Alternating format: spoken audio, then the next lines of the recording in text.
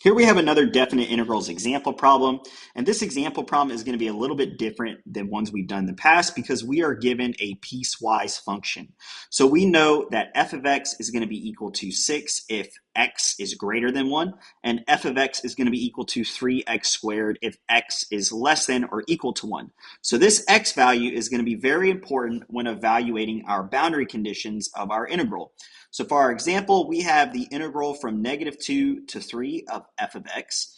And so our first step is we want to split up this integral so that our boundary conditions can transition with respect to our function.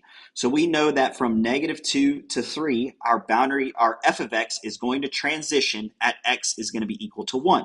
And so we want to set up that our integral to transition at the point 1. So here, our first integral, we have -2 to 1 of f of x. And for our second integral, we have 1 to 3 of our other f of x.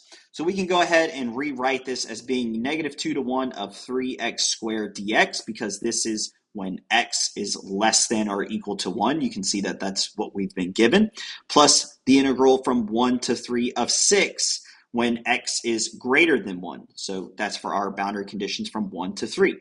And so now we can go ahead and integrate these two functions. And so we'll get x cubed for our first function and 6x for our second function. And after that, it's pretty much just some simple math. We can go ahead and plug in our boundary conditions 1 and -2 into x cubed. So here we have 1 cubed minus -2 cubed. And then for our second term, 6x, we can go ahead and plug in 3 and 1. And so we get 6 times 3 minus 6 times 1. And then with a little bit more simplification, we'll get 9 for the first term and 12 for the second term. And when we add those two, we'll get our solution of 21 for our example problem.